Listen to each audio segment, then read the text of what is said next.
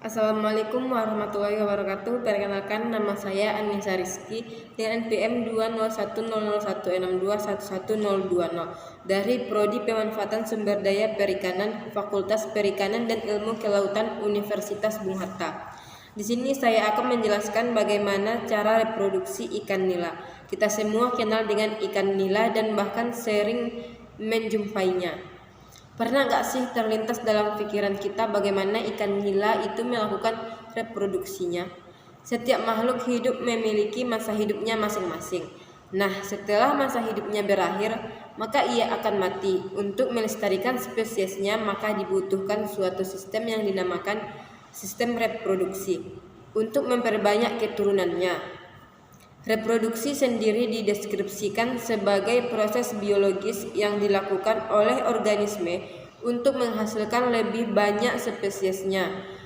Reproduksi dibagi menjadi dua, yaitu reproduksi aseksual dan juga reproduksi seksual. Reproduksi aseksual tidak memerlukan pembuahan oleh sel jantan. Sementara reproduksi seksual membutuhkan gamet jantan untuk membuahi gamet betina. Nah, ini merupakan monang jantan dari ikan nila, yaitu berupa sepasang testis. Oke, di sini kita bisa melihat perbedaan dari gonad ikan nila, yaitu dari jantan juga betina. Kalau jantan memiliki gonad berupa testis, yaitu sepasang testis. Kemudian kalau dari betinanya itu mempunyai sepasang ovarium. Ini bentuknya juga bisa kita bedakan. Untuk spermatozoa yang berasal dari testis akan dialirkan ke saluran sperma atau vas deferens, kemudian menuju lubang urogenital. Lubang urogenital adalah tempat bermuaranya saluran kelamin dan saluran kencing. Melalui lubang inilah spermatozoa akan dikeluarkan. Nah, letak dari saluran urogenital berhubungan dengan anus. Testis merupakan organ reproduksi internal pada ikan yang biasanya testis itu berbentuk panjang. Nah, kemudian dia itu biasanya berwarna putih, fungsinya untuk menghasilkan sel sperma. Dan ciri-ciri dari testis itu sendiri yaitu yang pertama bleaching, kemudian kuat dan panjang. Yang kedua itu biasanya lebih kecil daripada ovarium, warnanya putih kekuning-kuningan halus, kemudian beratnya bisa mencapai 12% dari berat tubuhnya. Nah, pada ikan betina memiliki gonad, yaitu sebagai reproduksinya itu berupa sepasang ovarium.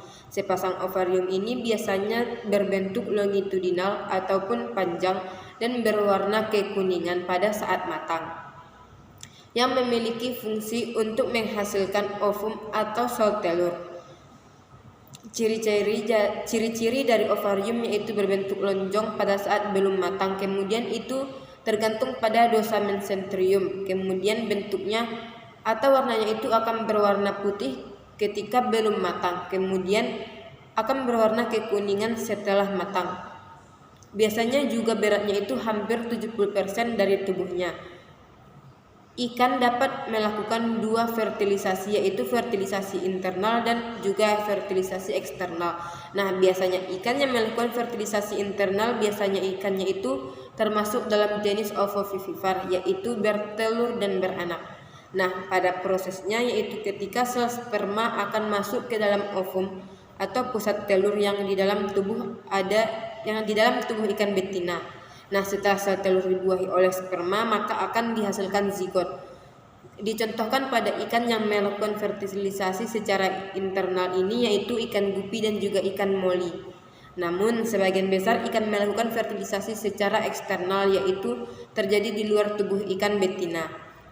Pada prosesnya yaitu ketika ovum siap dibuahi, maka akan dikeluarkan oleh ikan betina dan kemudian ikan jantan akan datang mendekati sehingga ikan jantan akan mengeluarkan spermatozoid, dan ketika ovum bertemu spermatozoid sehingga akan terjadilah fertilisasi atau pembuahan. Nah, ketika pembuahan ini terjadi maka akan terbentuk zigot. Zigot ini akan tumbuh dan berkembang menjadi embrio ikan. Sekian dari saya. Assalamualaikum warahmatullahi wabarakatuh.